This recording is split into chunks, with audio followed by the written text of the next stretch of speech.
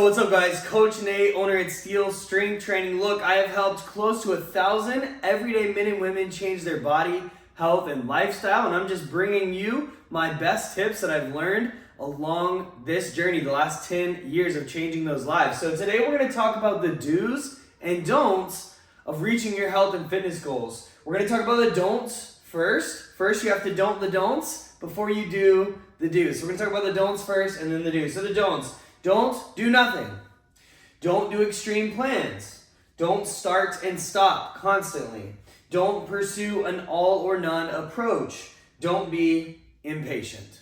Now what should you do? You should do strength training, walking, hitting your calorie and protein goal, drinking enough water, sleep enough, find your sweet spots, trust the process, and be patient. Let's talk about each of these. So the don'ts. Nothing is going to derail you faster than doing one or more of the things on this list. And yet, these are the things that are so common. So, first, don't do nothing. If you do nothing, you will not get results. Simple as that. I won't spend a lot of time here. If you take no action, you get you will get results. You're going to get results regardless of whether you take action or not. But if you do nothing, you will get very, very bad results that you don't want. So don't do nothing. Number two, on the other end, don't do extreme plans. We're going to talk about you should be strength training, walking, hitting your calorie and protein goal, drinking water, things like that. But you need to make sure to not go to extremes. Just because some is good doesn't mean that more is better. I just made a video about this, I believe, last week. All right? So don't follow extreme plans. Also, quit starting and stopping. Look, your health and your fitness, it's constantly in flux. It's constantly changing. You are on a health and fitness journey, whether you're doing something or not. Whether you're following an extreme plan, a moderate plan, a light plan, no plan at all. Whether you're following a plan that's trying to make you fat, sick, and weak. Whatever it is, you are on a health and fitness journey. So we've got to quit thinking about it in terms of starting and stopping. I want you to think about it the way that you would think about your marriage or your children, where you might have a super crappy day, week, you might even have a crappy month or year, but you don't just stop showing up, all right? I'm not going to stop showing up as a husband and a father just because I sucked as a husband and father one day, 1 week, 1 month. It doesn't matter. I don't stop being Shelby's husband. I don't stop being Gray, Huddy, Glory Banner's dad. And so it's the same thing, your health, your body, it's not going anywhere, right? And so you need to quit thinking about this idea of starting and stopping. It's just doing the best you can with what you have. You're not stopping. You might think you're stopping, you might stop your plan, but your health and fitness journey is never stopping. The same way that your journey of parenthood, being a spouse is not stopping, all right? So quit starting and stopping. And this is in the same vein, quit thinking about things in this all or none mentality. We don't do this with our marriage, with our kids, with our job. We don't think, I had a bad day Monday, so screw it. I'm just not going to show up the best that I can the rest of the week. I'm just going to throw in the towel. And I'll start back, next week. Next week is a new week. Let's get a fresh start. No. All right? I've heard someone say, Jordan Syatt, fantastic trainer. Anyways, got content all over. But one of the things he says is just because you have one flat tire, you wouldn't go and slash your other three, right? Of course, it sounds ridiculous, but that is exactly what we do with our health and fitness. So we've got to break free from this start and stop, all or none mentality. Just do the best you can with what you have. And if you fall off your plan, whatever your plan is, just get back on track the next time that you can. Last, don't be impatient.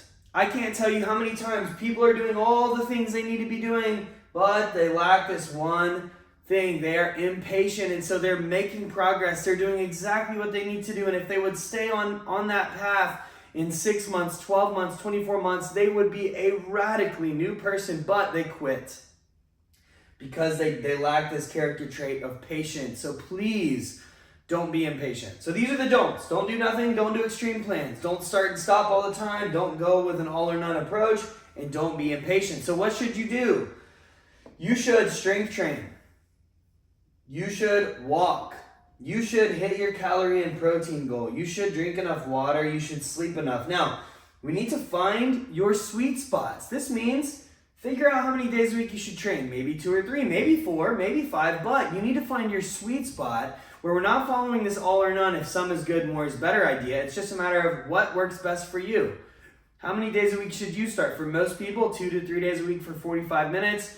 Train full body or upper lower. Choose exercises that allow you to train hard, pain-free, use great form, full range of motion. Focus on progressive overload, adding more weight to the bar over time. That's how you have a successful strength training program. Next, walking. Walk as much as you can without feeling like you're killing yourself to do it. So whether that's 6,000, 8,000, 10,000, 12, whatever your goal is, choose a goal that, it makes you work, but it's also doable. All right? Because consistency is key. Again, we got to stop this whole starting and stopping.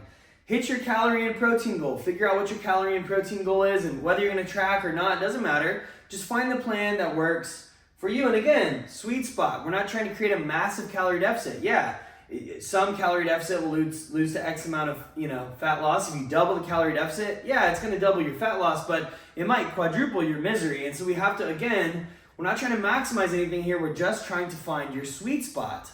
All right?